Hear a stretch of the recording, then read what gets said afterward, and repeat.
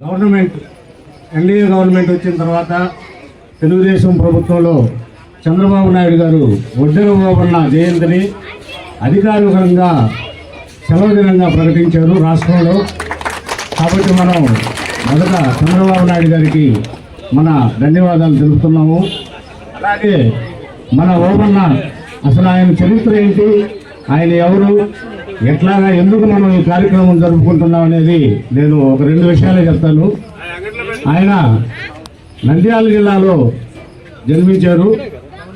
వాళ్ళ అమ్మగారు నాన్నగారు సుబ్బమ్మ సుబ్బయ్య గారు వాళ్ళు తలారీగా పనిచేసేవాళ్ళు అక్కడ.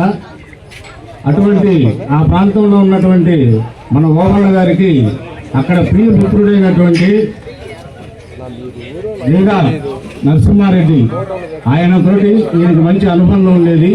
వాళ్ళిద్దరు కలిసి చిన్నప్పటి నుంచి కూడా స్నేహితులుగా ఉండేవాళ్ళు. అప్పుడు ఈ బ్రిటిష్ మనం అందరం కూడా బానిసలుగా బ్రతుకుతూ ఉండేవాళ్ళవి. ఆ కాలంలో ఈ సైరా నరసింహారెడ్డి గారు తిరుగుబాటు బ్రిటిష్ పాలన మీద తిరుగుబాటు చేశారు. ఆయనకి అనుగుణ శిష్యుడిగా, ఆయన మిత్రుడుగా మన ఒడ్డెర ఓబన్న గారు ఆయన సైన్యాధ్యక్షుడిగా ఆ తిరుగుబాటులో పనిచేశారు. ఆ పనిచేసిన దాంట్లో ఆయన 1847లో ఆయన్ని ఉరిదీశారు.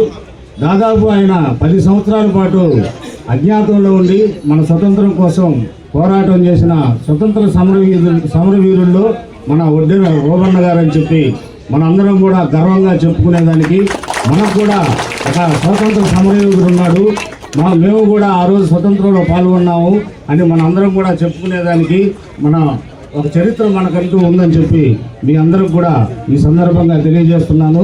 ఇంకా మనకు ముఖ్యులు చాలా మంది ఉన్నారు కాబట్టి వాళ్ళు. నమస్కారాలు. ఈనాటి సభకు అధ్యక్షత వహించినటువంటి మిత్రులు ప్రముఖ అడ్వకేట్ సూర్యనారాయణ గారు, గౌరవ అధ్యక్షులు చిట్టుబాబు గారు, జిల్లా ఒడ్డెర సంఘ అధ్యక్షులు గుంజి నరేష్ గారు, రాష్ట్ర డైరెక్టర్ భాస్కర్ గారు, పట్టణ ఒడ్డెర సంఘ అధ్యక్షులు మిత్రులు కొండలరావు గారు, ఇక్కడికి విచ్చేసినటువంటి ఒడ్డెర సోదరులందరికీ కూడా పేరు పేరున ధన్యవాదాలు, అభినందనలు. ఈ రోజున ఓబన్న గారి జన్మదిన సందర్భంగా ఆయన జన్మదినాన్ని మన జన్మదినంగా భావిస్తూ, ఈరోజు ఆయన జన్మదినాన్ని ఒక దేవుడి జన్మదినంగా భావిస్తూ ఈరోజు నిర్వహిస్తున్నటువంటి సోదరులందరికీ కూడా పేరు పేరున శుభాకాంక్షలు తెలియజేస్తూ అందరికీ నూతన సంవత్సర